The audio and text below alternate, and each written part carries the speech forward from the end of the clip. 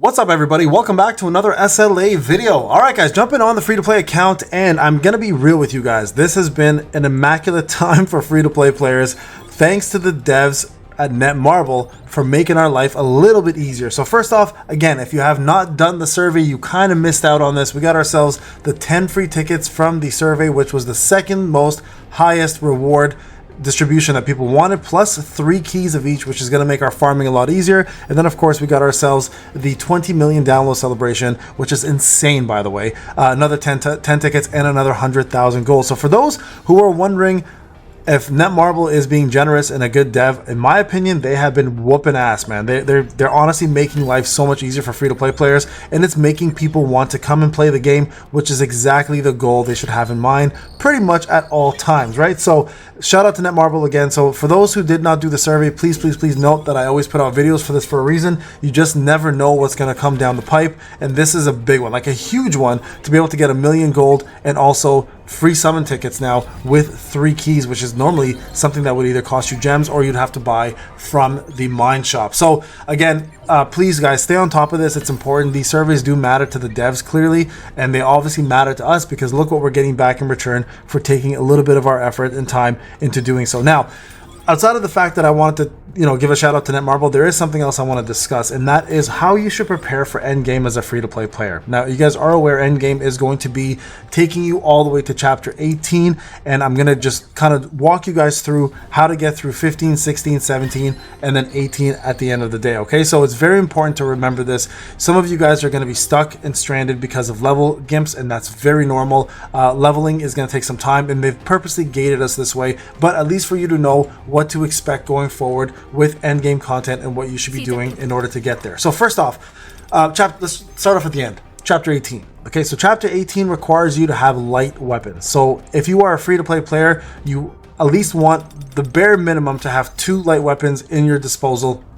Whether you have the Huntsman or not is up to you. Sorry guys, pressing the wrong button here. Or if you guys have the 2 SR weapons that will carry you, and they actually will, is going to be the Reduro family bow, which I highly recommend you guys do get up, by the way. If you guys have not, focus on it. It's a really good weapon. And then the second one here is going to be the lustrous dragon sword. So if you have either or of these, you're going to be in a good spot to complete it. Now the secondary weapon to bring in place, if you have it, and this will actually end up being really your primary weapon, is Westwind. Westwind is still the most OP weapon in the game when it comes down to free-to-play players, and can still pack the biggest punch out of anything else. So even if you don't have a light weapon but you have a good Westwind, use this. It'll get you through it. Speaking of Westwind, even though light will get you through 18, 17 can also be applied. Now with 17, it's actually dark. So dark weapons are going to actually be the ones you want to use. So if you have the Plum Sword and Westwind, you are actually in a perfect position to clear that without much problems. The only thing that'll hold you back is going to be a little bit of leveling, maybe your artifacts.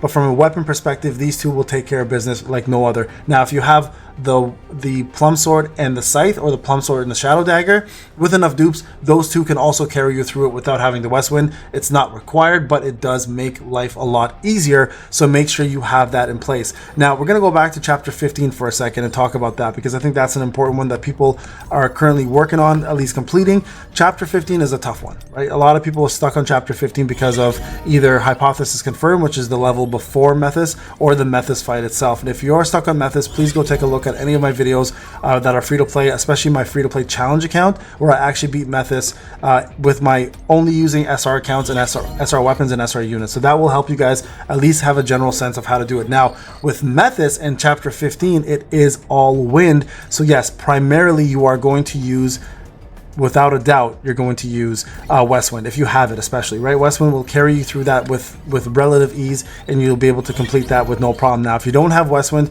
2 other weapons that are really good, of course, are going to be the Demon Longsword, which has recently been buffed, so definitely can use that. The Golem Hammer is actually not a bad option as well, and then you could also even map it with the Baruka Daggers to give yourself a little bit more crit. So those are also very good options. Now, within all of this being said, there is one universal weapon that will always carry you no matter what element it is, and that is the grimoire. So if you have the grimoire and you plan to use it, it's actually going to be a-okay to use that across the board almost on any stage. Now there are of course little limitations to how far you can get here because of leveling. So leveling is going to be required for you to push even further, and you want to ideally unlock the newest job at level 55, which will help you get more stats, also give you a brand new skill if you don't already have it, an armor break, which will make your life 1,000 times easier, by the way, and also will help you push content much easier. Plus you get that badass outfit for the cyberpunk. Right now that job battle is really difficult, especially for free-to-play players, right? Because of two things. Number one, you require level 55, which is the easiest part to actually do. The second part is getting yourself total power of 70k. That part's probably the hardest part, to be honest with you. And then completing the Igris fight on hard mode, which honestly isn't really that hard once you get to that point. But you guys can see here, for example, my character, I've got myself a 58k and I'm rocking a couple good epics and legendaries. And I'm only, this one here needs to be replaced completely, but we'll get to that point. So Jinu's part is going to matter a lot. It's only based on Jinu's actual stats. So that's important to remember. So keep that in mind. Now, chapter 16 is just free gems, literally. So you just kind of jump in here, you'll do 15.5 and then you'll do 16. It's like 3 little cutscenes and you move on to 17 right away. So really nothing to prepare there for that part of it. So make sure, guys, from a weapon perspective, light, dark, west wind will carry you all the way. Now, regarding skills, you obviously want to have, like I said, armor break. You want to have another strong break. If you can have dark elements with ruins or light elements, you'll even save yourself more time. In regards to power, I think the highest power you probably will need, you're going to be living in the red most likely in this point, so penalty will kick in. You're probably going to need roughly about 220k to probably finish the entire thing, which is very much doable if you have been focusing on your hunters, right? So for example, my Cha is 51k already as it is. My Choice 34k with really crappy gear. He needs better gear overall. Look at this, I got a level 10 or level 20 here and level 30 here. So overall it needs a little bit of an adjustment. And then my Beck is same scenario. He's got a couple 25s. So it's very, very doable, guys. If you focus on just 3 units, that'll help you carry all the way across the board, and you should be able to get that done with relative ease. Now, remember, the main thing as well too is if you are saving for Alicia, when she does come out, she may help you with her freeze. She doesn't have any breaks. She may help you do some extra damage, but I don't know if she's really going to be that much of a help. Realistically, Cha is going to be the best help to complete this brand new chapter of stories, but who knows with the new release of new content if Alicia is going to be better. But for free-to-play players, realistically, the 3 best units I would focus on from a hunter perspective, if you have SSRs, are going to be these 3 here. You got an amazing breaker, amazing DPS, amazing DPS. Right now, if you have obviously like Emma, who could also be a breaker, Sao is another really good breaker, so you can replace Beck with any of those. Nam is also replaceable with Beck, as we've mentioned and shown, and a couple of SSRs here also can take the place for any of these SSRs. The only real critical one here is going to be Cha. Having her in there is going to be huge, right? So make sure you are there. And also Army of Shadows, you should be focusing on getting these up. I hope you guys haven't just, got yourself these guys leveled up. You should be focusing at least on getting another one of these, so maybe unlocking 3 of them, raising your army total power, etc. That will all help you guys advance through the story mode and complete it. So from preparation's sake, guys, all of this is simple to do. It's just a matter of time. You just got to put a little time and effort into it. Remember, patience is key here, because it's what's going to help you pretty much beat content. If you don't have the content, or if you don't have the patience, you're gonna just eventually quit. So make sure you are farming every single day. You're doing your instances, your encores, you're focusing on the right gear as well too.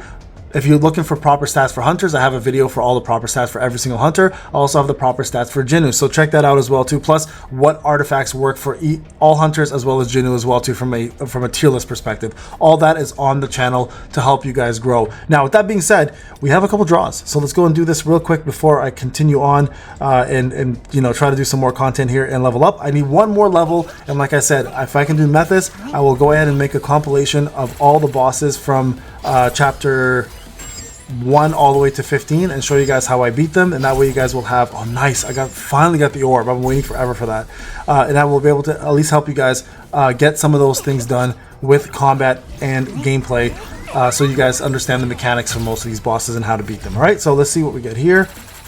Oh, nice, I love it, man. 2 SSRs make me so happy. Shoot, look at this, 2 dark guys too. All right, so we got 62 out of 80 now. So I know the next one for sure we'll get an SSR. And then here I'm stopping because obviously we have A3 Cha, and I don't need to go any further for free to play there. The rest I'm going to try to get all my essence stones and conserve enough for Alicia when she gets out for at least an A0 so I can better beat Cerberus. Alright guys, this is Payne. Hope you enjoyed the video. Thank you so much for watching. I'll see you guys in the next one. Take care.